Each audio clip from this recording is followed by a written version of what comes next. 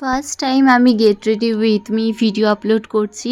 কেমন লাগলো অবশ্যই আমাকে কমেন্ট করে জানিও। তোমরা যদি এই ভিডিওটাতে অনেক অনেক ভালোবাসা দাও তাহলে আমি তোমাদের জন্য অনেক নতুন ধরনের get ready with me video upload করব। তাহলে চলো ভিডিওটা শুরু করা যাক, বেশি বকবক করব না। আর এই ড্রেসটা কিন্তু একদম ম্যাচ খাচ্ছে না, চলো চেঞ্জ করে নিই তাহলে। 1 2 3 ফটাকসে আমি রেডি হয়ে গেছি। এবার দেখাবো আমি মেকআপ করার সময় কি কি প্রোডাক্ট ইউজ করি আর কিভাবে ইউজ করি, সেগুলো দেখাবো। আর তোমরা এটা ভেবো না যে আমি প্রচুর হেভি মেকআপ করি, একদমই না। আমি খুব সিম্পল মেকআপ করি।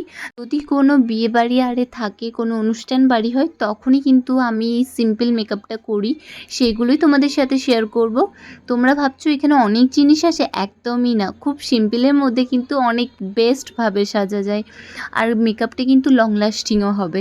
তো তোমরা পুরো আমার মেকআপটা ফলো করো, তাহলেই বুঝতে পারবে যে আমার মেকআপটা কতটা সুন্দর লাগছে, আর বেশি কিছু ইউজও করতে হলো না। দেখো ফার্স্টেই কিন্তু আমি আমার ফেভারিট ময়শ্চারাইজারটা লাগিয়ে নিয়েছি। তোমরা যেটা ইউজ করো সেটাই লাগাবে, এমন নয় যে আমি যেটা ইউজ করছি সেটাই তোমাদেরকে লাগাতে হবে। ময়শ্চারাইজারটা ইউজ করার পর ভালো করে ফেসের মধ্যে ব্লেন্ড করে নেবে, মানে একটু বলতে পারো একদম ফেসে অ্যাপ্লাই হয়ে যাবে, তেমনিভাবে কিন্তু ময়শ্চারাইজারটাকে অ্যাপ্লাই করবে। আমার ফেসে দেখো পুরো অ্যাবজর্ব হয়ে গেছে। আমার ফেসটা এবারে কতটা সুন্দর লাগছে। চলো এরপর কি ইউজ করছি সেটাই তোমাদেরকে দেখাচ্ছি। এরপর ইউজ করব একটা ফাউন্ডেশন। আমার ফাউন্ডেশনটাতে কিন্তু সিরাম অলরেডি ইউজ করাই আছে, আর আমাকে প্রাইমারও আলাদা করে কিন্তু ইউজ করতে হবে না।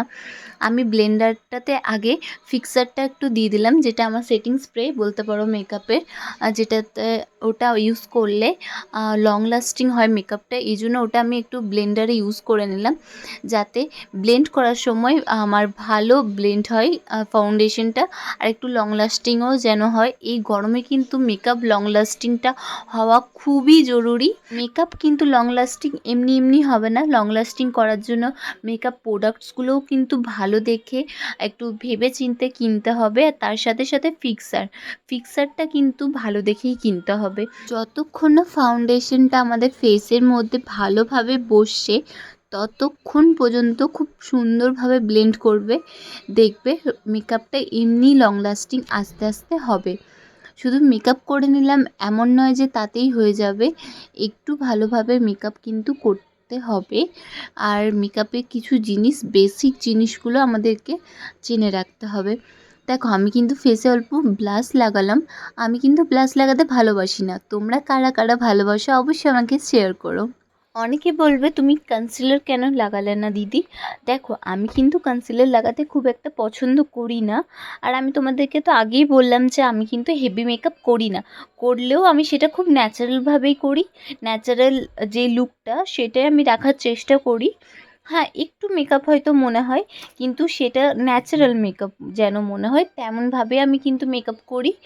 আর আমি এই জন্যই কনসিলার এইসব আরও যে প্রোডাক্টসগুলো আছে সেগুলো আমি ইউজ করি না। আর আমার সত্যি কনসিলারের প্রয়োজন পড়ে না ফাউন্ডেশন লাগানোর পর, এই জন্য আমি কোনো কনসিলার কিন্তু ফেসে অ্যাপ্লাই করি না।